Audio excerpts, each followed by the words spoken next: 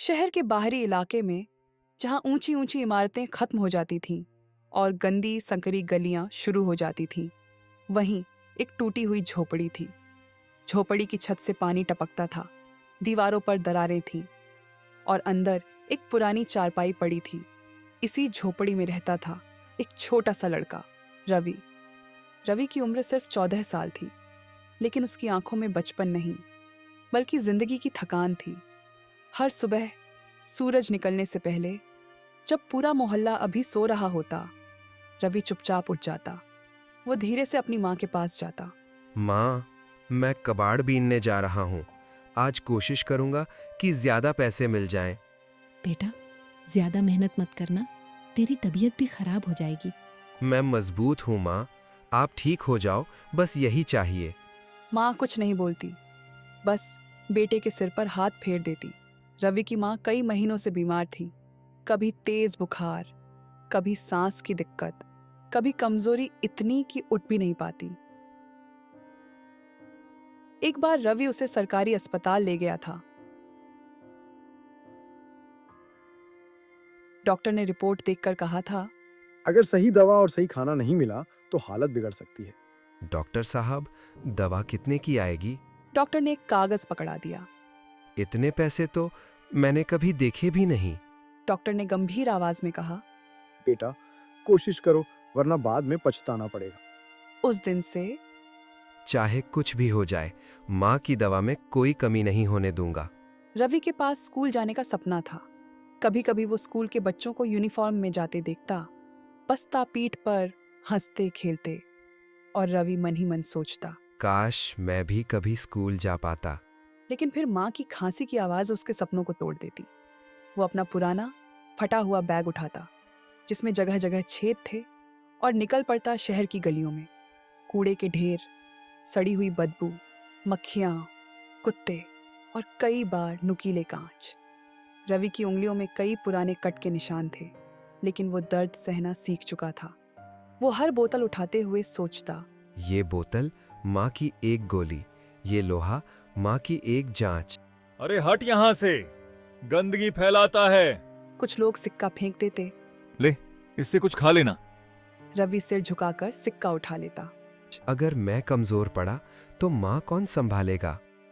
कई दिन ऐसे होते जब रवि सिर्फ एक बार खाना खाता, माँ के लिए दाल चावल लाता और खुद सिर्फ सूखी रोटी खाकर पानी पी लेता। माँ पूछती, बेटा, तू क्यों नहीं खा रहा? मैंने बाहर खा लिया माँ। रवि झूठ बोलता, लेकिन उसका पेट अंदर से जल रहा होता। रात को जब माँ सो जाती, भगवान, बस मेरी माँ ठीक हो जाए, मैं कुछ नहीं मांगता। मोहल्ले में कुछ अच्छे लोग भी थे। बूढ़ा कबाड़ी रवि को कभी कभी थोड़ा ज्यादा पैसे दे देते, लेकिन कुछ लोग मजाक उड़ाते। देखो, करोड़पति कचरा बीनने आ गया। रवि चुप रहता। उसके दिल में गुस्सा नहीं, बस मजबूरी थी। एक दिन आसमान में बादल छाए थे, हल्की बारिश हो रही थी। रवि सोच रहा था, बारिश में कचरा ज्यादा निकलता है, आज शायद ज्यादा बोतलें मिल जाएं। वो शहर के सबसे बड़े कूड़े के मैदान की तरफ गया, जहां ट्रक रोज कचरा फेंकते थे। कीचड़ था, बदबू थी, लेकिन रवि बिना रुके काम करता रहा। अचानक उसकी नजर किसी चीज पर पड़ी। कूड़े और मिट्टी के बीच कुछ हल्का सा चमक रहा था। रवि ने पहले ध्यान नहीं दिया, लेकिन फिर वो चमक उसकी आंखों में चुभ गई। वो झुका, कीचड़ हटाया और देखा एक पुरानी, गंदी, लेकिन अजीब सी चमकती हुई अंगूठी। रवि बुदबुदाया, अंगूठी यहाँ कूड़े में? शायद नकली होगी, फिर भी कबाड़ी को दिखा दूंगा। रवि को अभी नहीं पता था कि जिस अंगूठी को उसने कूड़े से उठाया है, वो सिर्फ किस्मत नहीं, कर्म की भी परीक्षा लेने वाली है। रवि उस रात ठीक से सो नहीं पाया। बार बार उसकी जेब में रखी अंगूठी की तरफ उसका ध्यान जा रहा था। वो आवाज क्या सच में मैंने सुनी थी, या मैं बस थक गया हूँ? अगर ये सच में जादुई है तो क्या ये मेरी माँ की मदद कर सुबह रवि की माँ की हालत और बिगड़ गई। रवि, आज सीने में बहुत जलन हो रही है बेटा। सकती है? माँ, आप चिंता मत करो, आज मैं दवा जरूर लेकर आऊंगा। रवि की आंखों में डर था।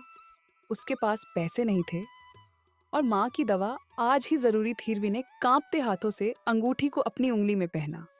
अगर तू सच में जादुई है तो बस आज माँ की दवा के पूरे पैसे दिला दे। कुछ नहीं हुआ। रवि ने आंखें खोली। मुझे ही पागलपन हो रहा है। रवि फिर से कबाड़ बीनने निकल पड़ा, लेकिन आज उसकी किस्मत कुछ और ही लिख कर लाई थी। ये लोहे का टुकड़ा आज कुछ ज्यादा भारी लग रहा है।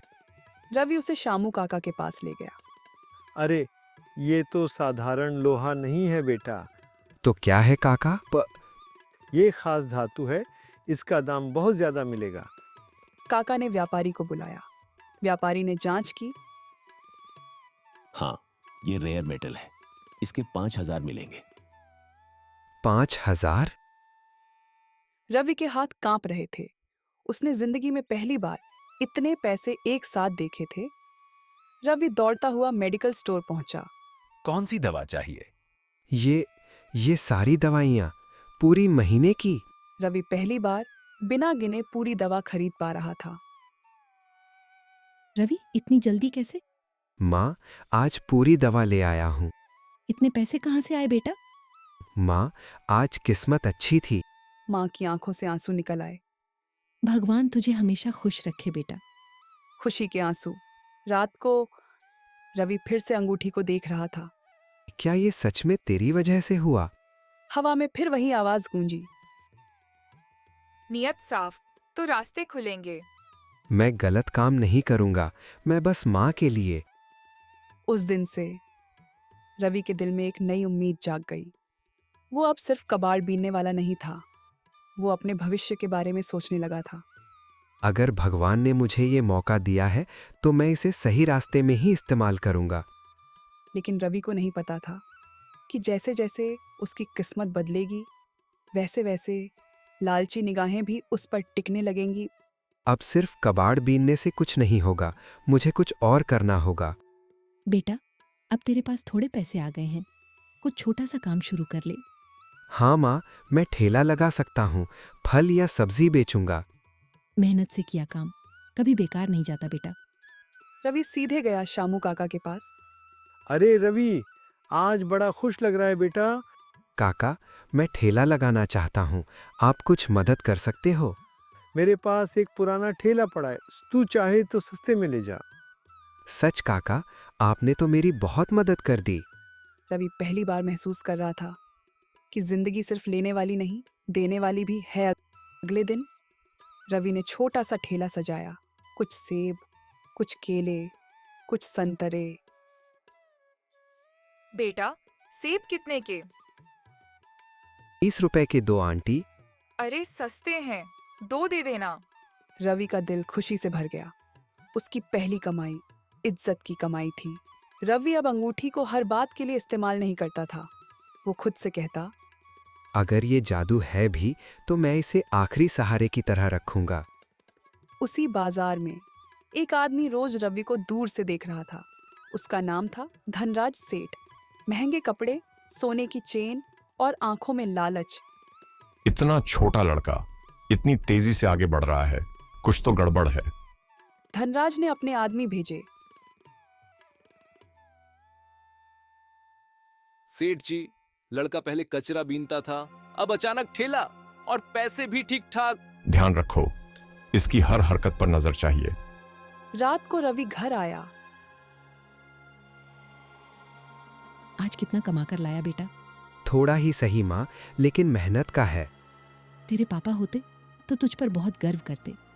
मैं आपको कभी दुखी नहीं होने दूंगा माँ। रवि को नहीं पता था कि जो आंखें दूर से उसे देख रही हैं, वो सिर्फ जलन की नहीं बल्कि साजिश की शुरुआत है। धनराज सेठ अब सिर्फ दूर से देखने वाला नहीं था। उसने फैसला कर लिया था, रवि के करीब जाना होगा। सीधे ताकत से नहीं, मीठी बातों से काम लूंगा। एक दिन धनराज खुद रवि के ठेले पर आया। अरे बेटा, तू बहुत मेहनती है। नमस्ते सेठ जी। मैं बड़े बड़े कारोबारियों से मिलता रहता हूं, तुझे आगे बढ़ता देख अच्छा लगा। अगर तुझे पैसों की जरूरत हो तो मुझे बताना। धन्यवाद सेठ जी, लेकिन मैं अपनी मेहनत से। मेहनत? हाँ, जरूर। रवि ने घर आकर माँ को बताया। बेटा, इतने बड़े सेठ से दोस्ती ठीक नहीं। माँ, वो बहुत अच्छे लग रहे थे। अच्छे चेहरे के पीछे अक्सर गलत नीयत छुपी होती है। धनराज ने अपने आदमी से कहा। उस लड़के पर नजर रखो, उसके पास कुछ है जिसकी वजह से उसकी किस्मत बदली है। जी सेठ जी। रवि बेटा, वो सेठ ठीक आदमी नहीं लगता। काका, आपको भी शक है? लालच वाली आंखें दूर से पहचान में आ जाती हैं। एक शाम धनराज खुद रवि के घर तक आ गया।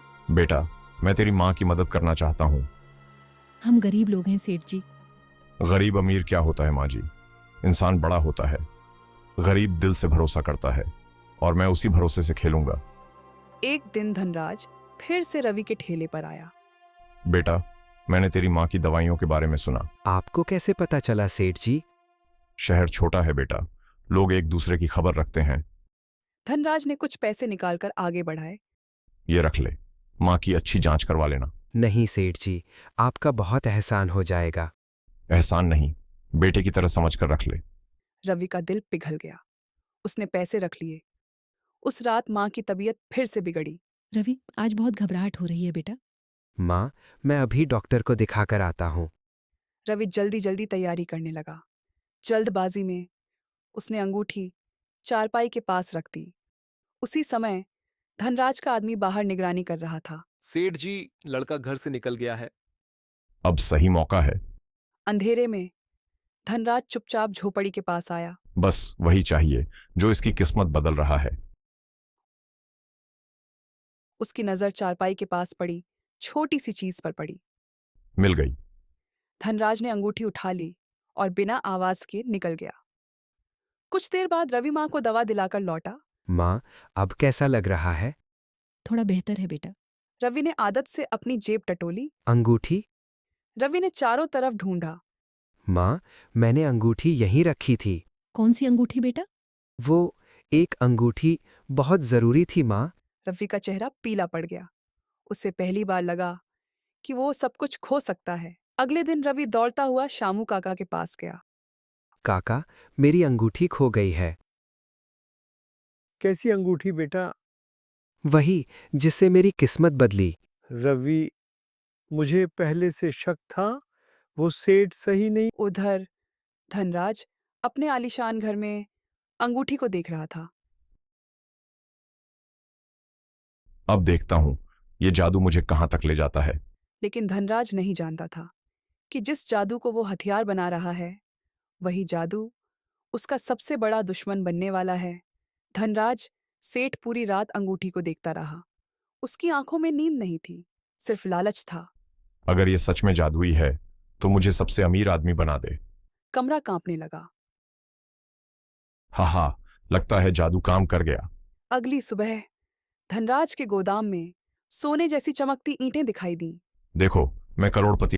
सेठ जी, ये तो चमत्कार है। धनराज का घमंड आसमान छूने लगा। नहीं, अब पूरी दुनिया मेरी होगी। मुझे और चाहिए, और ज्यादा। कोई मुझसे बड़ा नहीं होना चाहिए। लेकिन इस बार अंगूठी की चमक बदल गई। लालच की सीमा अब पार हो चुकी है। अचानक गोदाम में आग लग गई। धुआं फैलने लगा। सेठ जी, आग लग गई। नहीं, मेरा सोना। सोने जैसी दिखने वाली ईंटें पिघलने लगीं और राख बन गईं। नहीं, सब खत्म हो गया। कुछ ही घंटों में धनराज का साम्राज्य जलकर राख हो गया। कुछ दिनों बाद वही धनराज अब फटे कपड़ों में सड़क किनारे बैठा था। सब कुछ चला गया, सब कुछ। कर्म का पहिया घूम चुका था। उसी रात रवि की झोपड़ी में हल्की सी रोशनी हुई। ये अंगूठी? अंगूठी खुद ब खुद रवि के पास लौट आई थी। रवि ने कांपते हाथों से अंगूठी पहनी। मुझे अमीर नहीं बनना, बस मेरी माँ को पूरी तरह ठीक कर दो। अंगूठी हल्की सी चमकी, लेकिन इस बार कोई तूफान नहीं, सिर्फ शांति। अगली सुबह रवि, आज मुझे बहुत अच्छा लग रहा है बेटा। माँ, आप ठीक हो रही हो। रवि ने अंगूठी को हमेशा के लिए संभाल कर रख दिया। उसने फैसला किया कि वो अब सिर्फ मेहनत से आगे बढ़ेगा। शामू काका की मदद से रवि ने रिसाइकलिंग का छोटा काम शुरू किया। हमें देखा बेटा, ईमानदारी कभी हारती नहीं। आप जैसे लोगों की वजह से मैं यहाँ तक पहुँचा हूँ काका। साल बीत गए। रवि अब एक बड़ा बिजनेस चलाता था। सैकड़ों गरीब बच्चों को नौकरी देता था, खुद कचरा बीनने वालों के लिए एक नई उम्मीद बन चुका था। जादू कुछ देर साथ देता है, लेकिन मेहनत और नीयत जिंदगी भर साथ देती है। जो लालच में जीता है वो सब कुछ खो देता है, और जो सच्ची नीयत से मेहनत करता है वही असली करोड़पति बनता है।